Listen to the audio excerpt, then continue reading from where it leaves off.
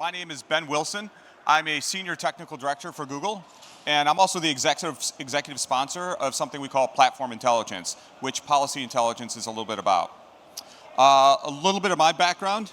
I'm a former software CTO, and I'm also a former enterprise CTO. And in both roles, I actually moved my companies to the cloud. And this was a huge effort for me. And one of the reasons I'm very passionate about policy intelligence, I need the clicker. I'm passionate about policy intelligence is because when I moved to the cloud, everything felt a little bit like this. You go to the cloud and there's so many knobs and dials. I mean, how many people feel like, you look at this and it's like, I'm gonna fly the Millennium Falcon, right? I gotta fly the Millennium Falcon in order to make my cloud work. How many people feel like that? And then not only that, you have a scenario where you have to operate it expertly, because every single one of your employees and every single one of your customers expect you to be an expert in operating inside the cloud. But when you just get into it, it looks just like this. There's a knob, and then there's another knob on the knob, and I don't quite understand exactly how this is going to operate. Whoops, I pressed the wrong button. And one of the things we saw when I was doing this in my prior life is we saw things that would look like this. Permission granting. How many people out there in their existing environments already have permission granting that looks like this? Completely over-granted of permissions. We actually looked inside Google Cloud, looked at our customers' permissions, and this is what it looked like. Now, we didn't look at all of them. We only had permission to look at a few, but vast majority of them were over-provisioned. And why is that? It's because nobody wants to take someone's permission away, because the moment you go do that, that user says, wait, I'm gonna need that. You haven't used it in a year, but I might use it tomorrow. Please don't take that away. This is a huge challenge, especially when you try to deal with security and being able to try to make this work together. And then there are other problems, right? When you think about moving into the cloud, it's about VMs. We all know the story in our data centers. When you used to go and, hey, I have a new app, it's time to go and buy the hardware. Everyone looks at the specs from the software provider. They look at it, the infrastructure engineer looks at it and goes, oh, yep, I need to double that. Then it goes over to the director and goes, yeah, that infrastructure engineer doesn't know what he's doing. I'm gonna go and double that. And then finally, when it gets installed, it's so over-provisioned, no one knows what to do with it. And what happens is you look at that over-provisioning, and that's what gets put into the cloud also. And it's not only over-provisioning of a single VM, it's not only over-provisioning of maybe storage or memory or number of cores, but it's also situations where you have non-prod systems that are sitting idle every single day. So when you think about platform intelligence, it'd be great if there was a way that somehow you were able to go and look at your entire environment. So when you look at a picture like this looks a little bit complicated. But if you're running 100 applications, you could just multiply this times 100. And now how is it that you're supposed to understand, from a platform perspective, what's operating in your environment? How do I know which VMs are over-provisioned? How do I know which VMs are running operationally correct? How much over-provisioning that's happening? And that's one of the reasons why I'm really excited about policy intelligence, because it's all about what if. What if we had the opportunity to eliminate a lot of the manual work, but also automate some of this? What if we had the opportunity to be able to go drive down your operational costs while at the same time improving security? Because we all know over-provisioning of permissions is a security risk for us. These are things that we're trying to go do every single day to be able to protect our environments. And I know when I was CTO at both the ISV and at the enterprise, these are problems I faced every single day, on top of cost. Cost was always the biggest challenge, but security was the second one. And when I think about it, I always think about it in terms of the evolution of IT, right? The first evolution was manual. We talked about that, said you have to go and use manual processes to go manage it.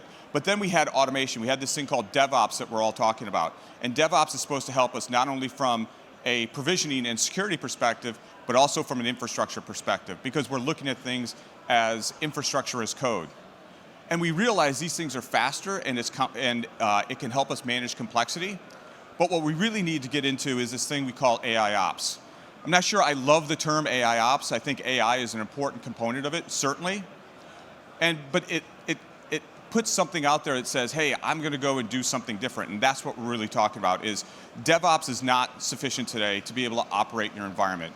You need more help to be able to make that environment effective, not only from a cost perspective and a security perspective, but also from a manageability perspective. And when I think about our idea around platform intelligence and also policy intelligence, I think about something like this. Why isn't it just this easy to be able to move your app into a cloud? Why can't I just pick up the app and drop it on the cloud and say, hey, just make that work? I mean, it happens on my MacBook, right? Why doesn't that happen today? And when you go look at it, right, somehow your app would have to know all these things. But your cloud provider should recognize the app because it's probably not the first time it was installed. It should be able to understand based on the app configuration, like what kind of VMs, what kind of cores do I need? How much memory do I need, right? What kind of networking might I need based on other patterns that I've seen in your environment, right? These are things that we should be able to go do from a cloud provider perspective. And when you think about policy, when you think about platform intelligence, that's what we mean by platform intelligence, is the intelligence to be able to understand your apps and how they fit in our cloud, and being able to drive that type of capability. And when you think about it, the one-time piece is easy. You think about moving the app, that's a one-time action, that's a one-time act. As an operator, someone who's operated literally thousands of production apps in the cloud, I'll tell you the hardest part was this, is change. Is how do I go manage that change effectively? And what I feel like is cloud providers should be able to help you be able to manage that change. They should be able to understand what that change is going to be. And I think the other thing is like obvious things like Christmas is over, or I've hired 3 new contractors, or Twitter's taken off and I'm getting a lot more hits. That's one thing, right? But it's also the things of my team's working late at the plant and they need some incremental cores because they're doing a whole bunch of work. These are things that are going to take place every single day, and we need to be able to operate and change to that. And when we think about platform intelligence, and we think about how we're trying to operate new in the cloud, we think about it in these kind of 4 terms, right? Cost is number 1. How do we help you from a cost perspective? How do we drive down those costs? Because I believe by driving down those costs, you'll be happier and you'll actually consume more Google services. But the cost has to also be in concert with reliability and performance, and also security. I think if you do those first 3, you actually get manageability at the end. And manageability becomes important because you don't want to have over-provisioned resources. And when I sit down and I think about my career as a CTO and the challenges I faced as a CTO, it was all about this manageability. It was all about these costs. And we're taking our first step today to be able to fulfill the idea of platform intelligence with policy intelligence. And I'm going to welcome up on the stage Chris, who's going to talk a little bit about policy intelligence and give you a little bit more. Chris? Hey, thanks, Ben. Everybody hear me okay? Awesome. So my name is Chris. I'm a senior PM here at Google, and I'm working on platform intelligence with a whole bunch of really talented folks. And when we think of platform intelligence, we think about the journey that we're on now as really the way that, where cloud is today, as really what the cars were like in the 1970s, right? You could get you where you wanted to go, but you had to roll down the windows when it got hot. You had to shift gears manually. And every once in a while, you got to get out there and push when it doesn't get you where you want to go, right? How can we do better than that? We think that the journey of this, from a cloud perspective, is the same journey that we're taking with cars to a self-driving car, right? What you really want to be able to do is get in the car, tell it where you want to go, and have it get you there safely, securely, in a cost-effective way, right? So that's what we're trying to figure out with you, is how do we get from where we are today to a world where we take all the toil out, right? We take all the manual work out, and you just get where you want to go without having to think a lot about it or work hard to get there. And so there's a couple different product areas that we think about that fall within this effort. The first is understanding your configuration, right? So in order to really drive your car, you've got to, first of all, have a dashboard that helps you understand how much gas you've got left in the tank, how fast are you going. And the product that we have here to help you with that is really cloud asset inventory. And I'll tell you a little bit more about each of these as we go along. The second thing that we want to be able to do is help you stop mistakes from happening, right? So imagine you're driving your car, you want to go change lanes, and it beeps at you and it says, hey, don't do that, because if you do, there's another car there, and you could go crash it, right? We want to be able to give you those same types of sensors inside of cloud. And so one of the things that we're doing is starting with an open source tool that we call Validator, which is part of Forseti, that will help you do that and help you stop those mistakes from happening. The next thing that we want to be able to do is when something does go wrong, because stuff always goes wrong, we want to be able to help you figure it out quickly, right? When you go and take your car to a mechanic today, they're not crawling all up and down your car trying to figure it out anymore. They've got this little machine, they plug it into your car diagnostic port, and it tells them, hey, you got to go fix this part if you want to make the car work.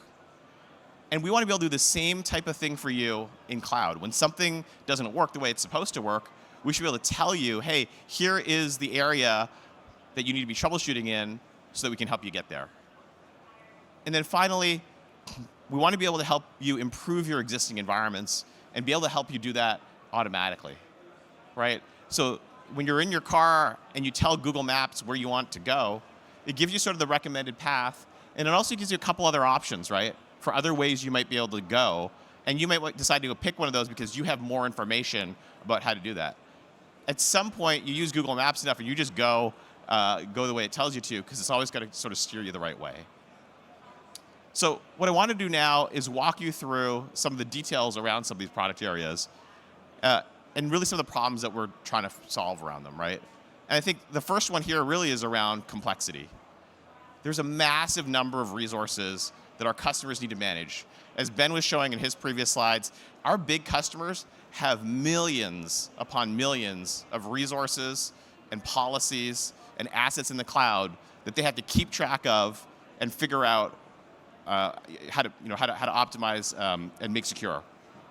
And quite frankly, it's really hard to make sense of all of these things.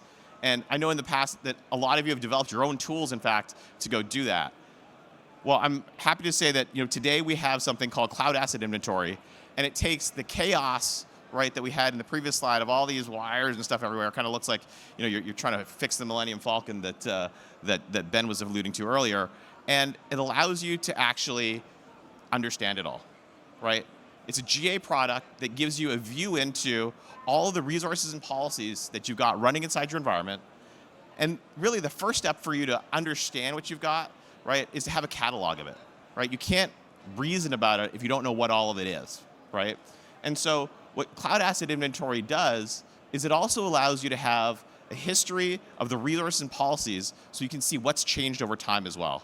And there are a lot of different use cases for this, really around auditing, security analysis, config monitoring. A lot of the pieces, tools that we have, like Forseti, for example, use Cloud Asset Inventory to scan through that inventory and make sure that it is sort of what you want it to be.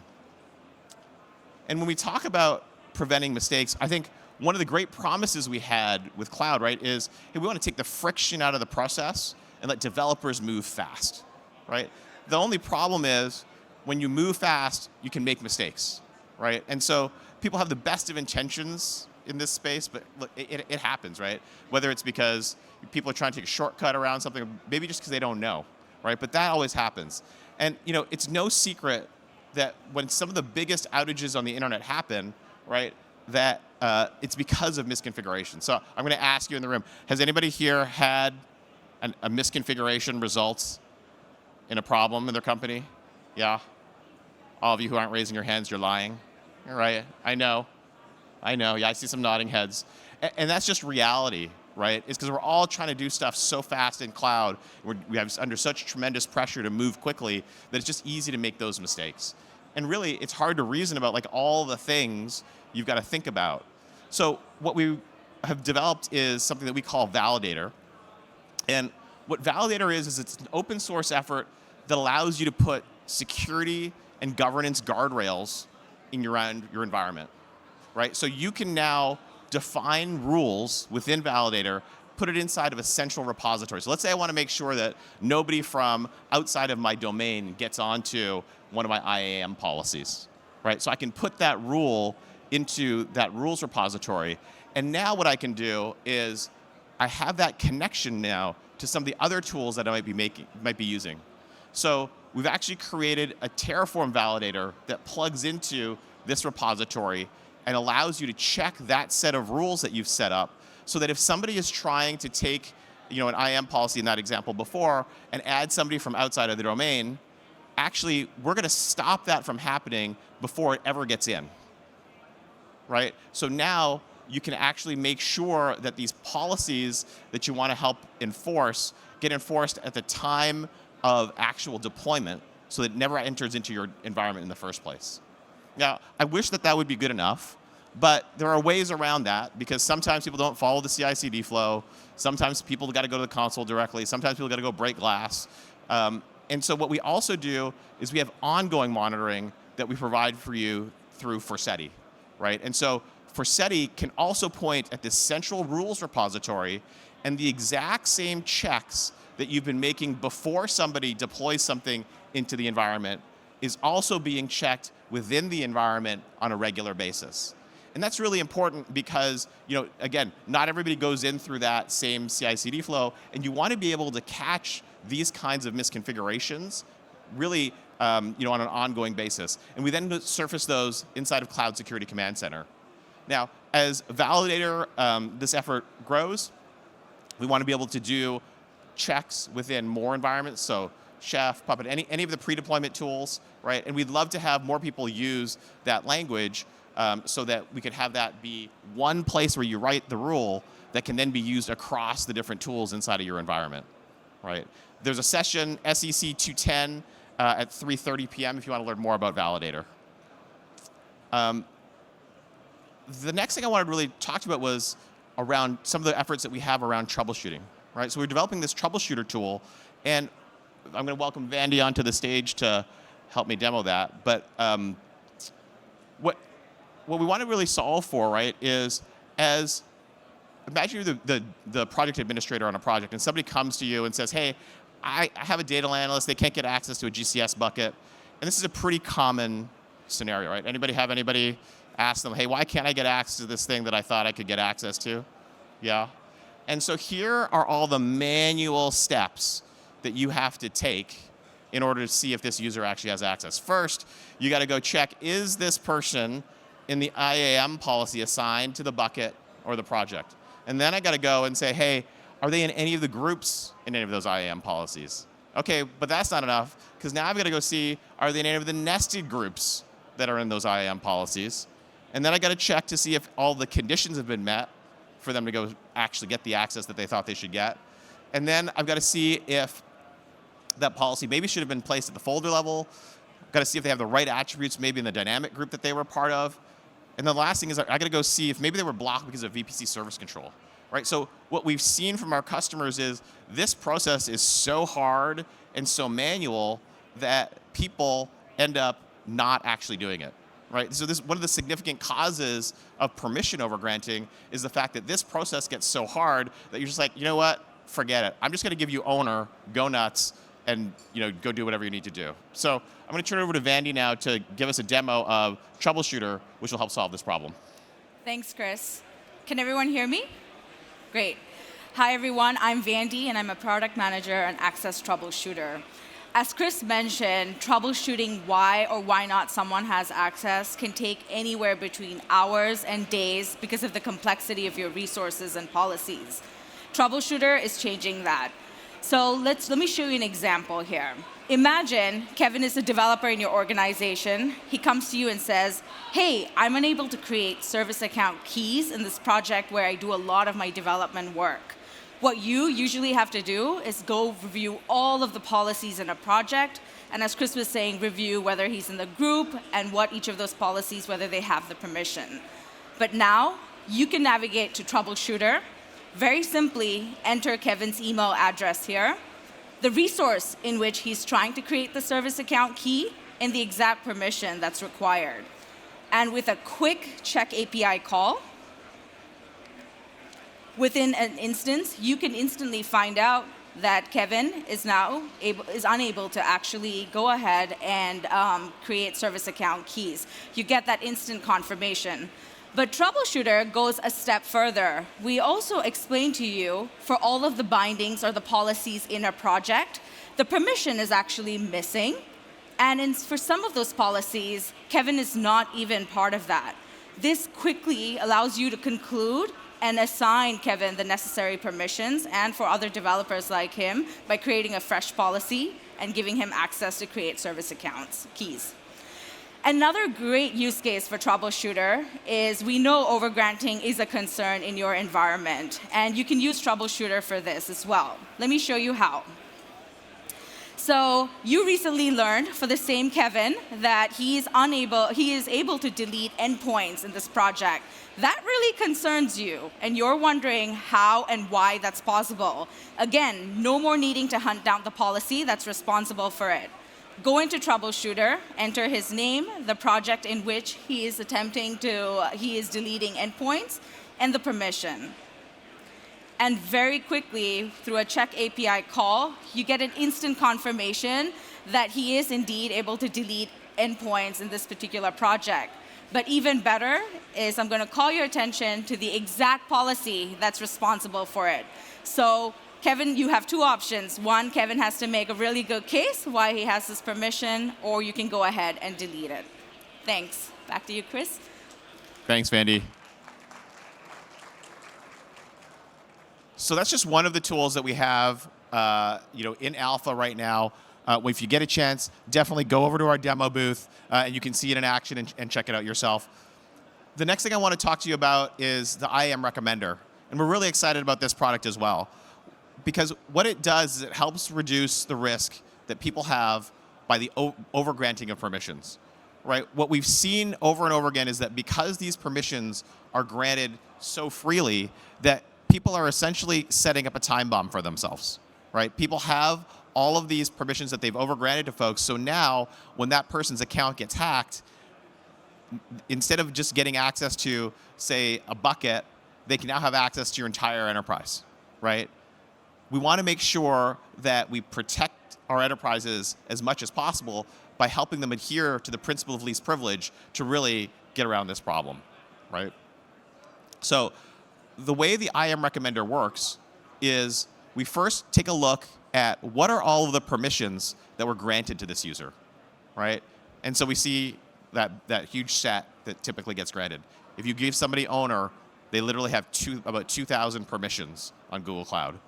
And then what we do is we say, hey, what are the permissions that this person is actually using, right? So let's actually look at the user behavior to really understand what is actually necessary for this person over that period of time. And this works as well for service accounts as well. And we then say, okay, cool, we now know what they've used over that period of time, but if we just cut it off there, it's actually not good enough. Because what will happen is you'll actually end up with a potential undergranting of permissions.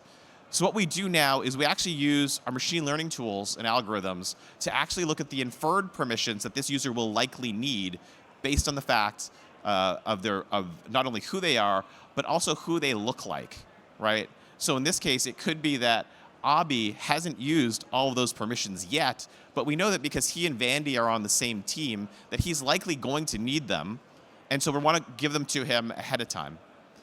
If we don't do that, what happens is we're going to generate a whole bunch of support calls, right? Because he's going to say, hey, I can't get access to this thing. Why can't I get access to it? And you're going to have to go through that process of troubleshooting and making sure. So we want to get ahead of that curve by using the machine learning to help promote that.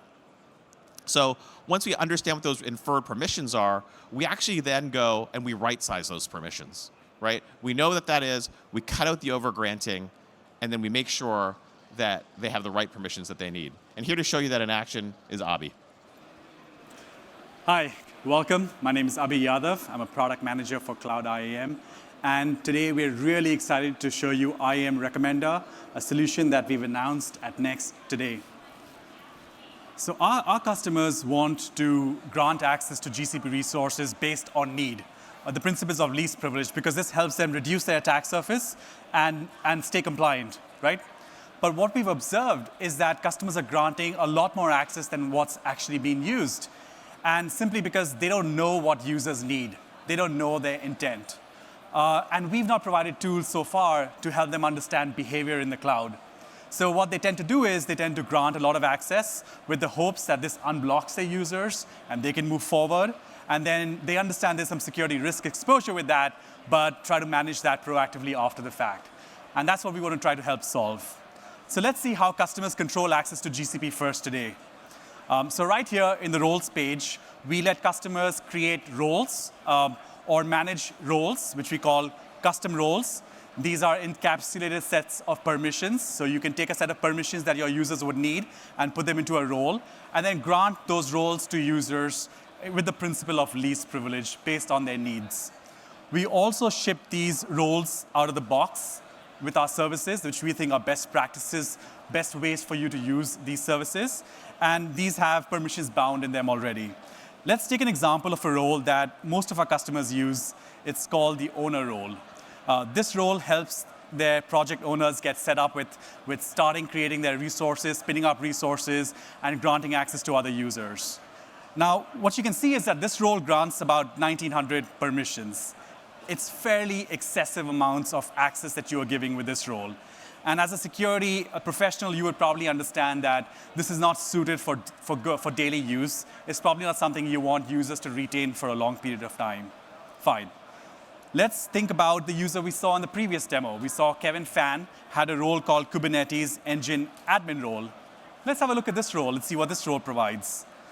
Now, this role provides 296 permissions, far less than 2,000. But do I know what these permissions are? Probably not. I do know from working with Kevin that he's an admin, and his responsibilities on a day-to-day basis are to spin up my Kubernetes environment. So based on the role name that Google has provided, I assume this is the right role for Kevin. Although I'm not sure which permissions here are destructive, which ones are benign, which ones he actually uses, and which ones he doesn't need, really. So as a security reviewer, I feel this is the right set of access, but I don't know. I'm not sure about that. And that's the problem we're trying to solve. With IAM Recommender now, we're trying to provide a machine learning-based solution that will help security professionals identify and remove unwanted access to GCP resources right here in the IAM page. So this is the page that you might be familiar with. This is the page where you grant access to individuals. Now, right here in the same experience that you're used to, we've added a column here called Permissions in Use, where we are going out there, we're doing the heavy lifting to grab logs data from various services, various IAM logs, various internal logs, and we, behind the scenes, have built an extensive data analytics pipeline to give you a very simplified, abstracted view of what users are actually using and which permissions go unused. Really fantastic stuff. We've done all the heavy lifting for you here, and you can see this information at each individual role binding so that you, as a security professional, can make informed decisions for each of the users based on their behavior.